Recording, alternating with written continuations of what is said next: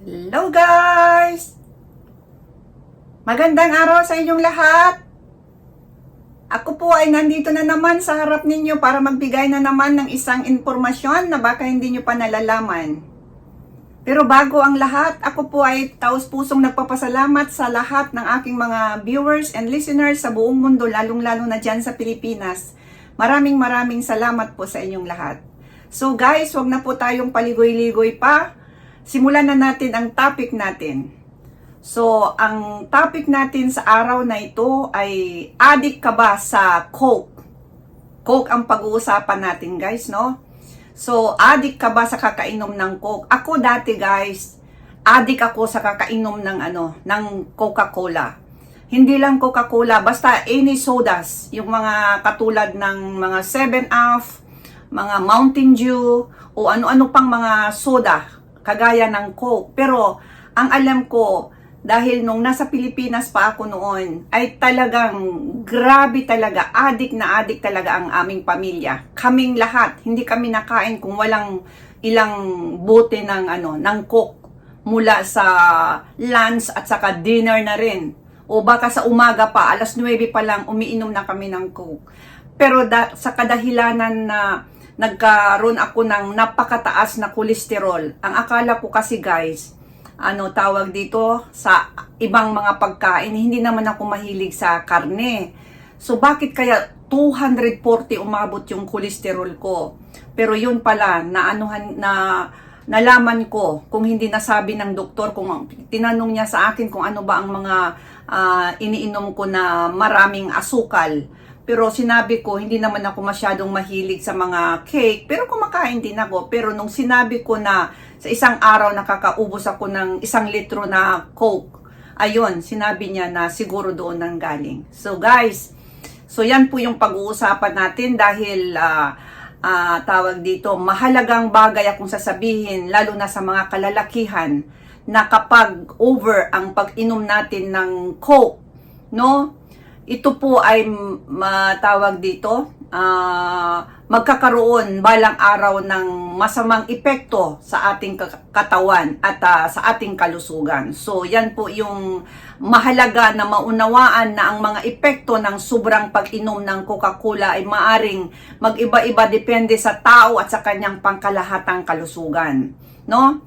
Ang mga soda o like Coke na sinasabi ko, walang nutritional value maliban sa asukal at calorie, no? Ang regular na pag-inom nito ay maaring magdulot ng kakulangan sa mga mahalagang bitamina at mineral sa katawan.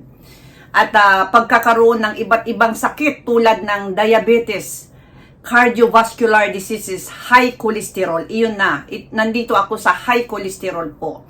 At natin naman, tatlo, pampataba. Ang mga soda drinks tulad ng Coke ay may mataas na calorie content mula sa asukal.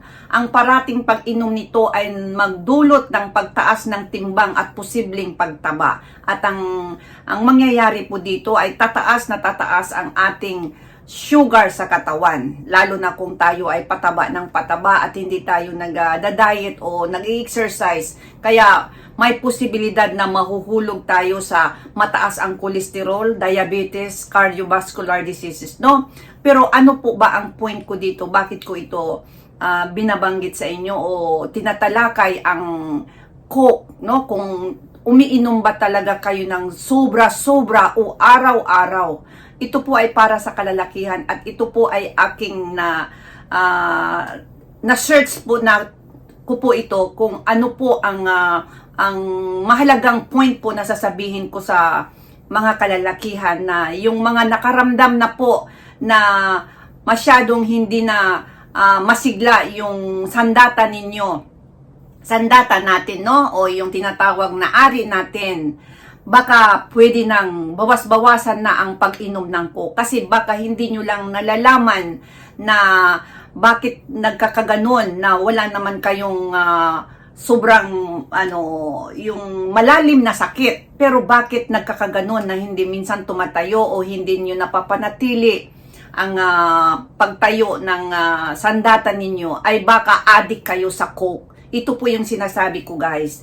Kahit i-search nyo po, hindi po direct, hindi po, dahil tandaan po natin, hindi po direct na ang Coke ang hindi magpapatayo doon sa ari natin, kundi yung asukal na laman doon sa Coke na napakarami, yun po ang maging dahilan na magkasakit tayo ng diabetes o yung tataas ang kolesterol. At doon sa sakit na diabetes at kolesterol na yon, doon manggagaling yung hindi na pagtayo o nababawasan na ang sigla ng ari, no? So, ang ibig sabihin, sa kakainom ng Coke, alam ko po na tayong lahat o napakataas ng na sa atin na talagang addict minsan talaga sa Coke, no?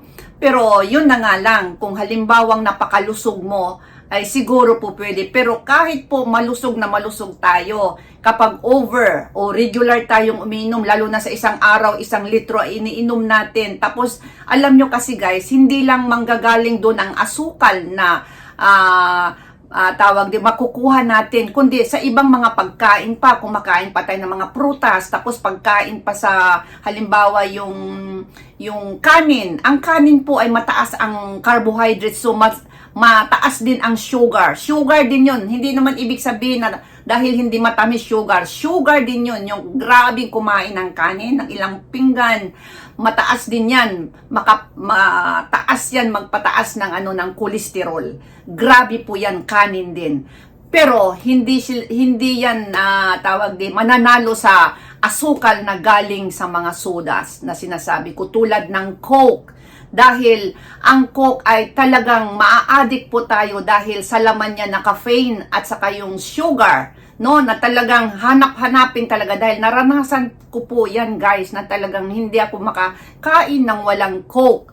So, pero noong nagkaroon na ako ng mataas na kolesterol, sabi sa akin ng doktor, merong tendency na makumatos ako kung hindi ko iiwasan o pansamantalang iiwasan ang Coke, no? Dahil doon talaga ako concentrate sa isa lang na Coke, no? Hindi ako uminom ng mga Sprite, mga basta doon sa Coke. Baliw na baliw ako sa Coke, na talagang pag nakikita ko, lalo na kung napakalamig, tapos napakainit ng temperature sa palibot, ay nako, baka yung maliit na ganun na bote na yan, baka ilang segundo ko lang yung iinumin, dahil nga addict na addict ako sa Coca-Cola talaga. Pero yun pala, meron palang masamang epekto sa ating katawan kapag napasubra talaga, no? Pero ang alam ko kasi sa Coke tayo is talaga, kahit mga kamag-anakan ko, grabe po sila makainom guys. So, ang point ko po dito guys ay hinay-hinay lang po para doon sa mga may nararamdaman na po na tawag dito, hindi maganda yung maganda yung tayo ng ari, o yung hindi napapapanatili habang nakikipagtalik. So, baka sa tingin ko, baka doon sa Coke na iniinom ninyo na napalalalo. Labas na lang kung meron na kayong mga nararamdaman na tulad ng sakit na diabetes, mas lalong wag na po kayong uminom. At kung mataas na ang kolesterol ninyo, inuman kayo siguro once a day lang na isang baso lang, wag naman yung ilang litro na parang inuman na ang nangyayari. So, yan lang po ang magiging advice ko guys, dahil malaki po ang ang tawag dito, ang epekto niya doon sa ari. Alam nyo kung bakit kasi guys, pag nagkaroon na tayo ng mataas na kolesterol at saka diabetes, yung daloy po ng, parati ko na po itong sinasabi sa ilang video ko, na hindi po direkta doon sa mga, halimbawa sa Coke, hindi po direkta, pero doon nanggagaling yung sugar content na iniinom natin. Yun po ang magkaroon tayo ng sakit na mataas ang kolesterol. So doon mangyayari na maapektuhan na yung daloy ng dugo mula sa ating katawan at doon patungo doon sa ari, na hindi maganda yung daloy ng katawan, kaya naapektuhan yung ari na hindi masyadong tumatayo o hindi na napapanatili, o kaya yung tinatawag na erectile dysfunction, no? Kaya yun lang po ang aking magiging payo, na kapag mataas na ang ating sugar sa katawan, Pero alam nyo guys, kasi pag mataas ang cholesterol natin, hindi natin yan alam. Hindi natin nalalaman yan guys hanggat hindi natin nararamdaman yung mga sintomas like yung para kang nahihilo, para kang nasusuka, o iba yung pakiramdam mo. No, kasi ayun ang mas ano pa yung high blood kasi mas dali mo pero ang cholesterol wala ka masyadong nararamdaman kasi actually talaga guys, ang cholesterol maganda yan sa katawan, pero kapag sumubra, yun na nga yung sa akin po, dahil nung una hindi ko rin alam pero bakit ako nahihilo, nagsusuka, tapos yung parang iba yung pakiramdam ko, ibang-iba yung pakiramdam ko, hindi ako makatulog. Yung pala no, nagpatingin ako sa dugo ko ng yung general check-up sa dugo ko. Doon nakita po yung dugo ko na umabot na sa 240, between 240 to 80 na. So, hayun, talagang pinainom na talaga ako ng gamot. Doon po yun nanggaling sa kakainom ko ng Coke. Kasi wala po akong ibang yung sugar na ini-intake na kagaya doon sa Coke na isang araw, 1 litro, yung malaking 1 litro yan, ako lang umiinom. So, ayan po guys, sana meron kayong napulot kahit kaunti man lang dito sa ating vlog ngayon. At doon sa hindi pa nakapag-subscribe, umihiling po ako ng kaunting pabor na i-subscribe ang channel ni Ate Stella ninyo at pakiclick na rin ang notification bell para sa susunod ay masusubaybayan nyo lahat ang aking mga bagong uploads. Maraming salamat sa araw na ito.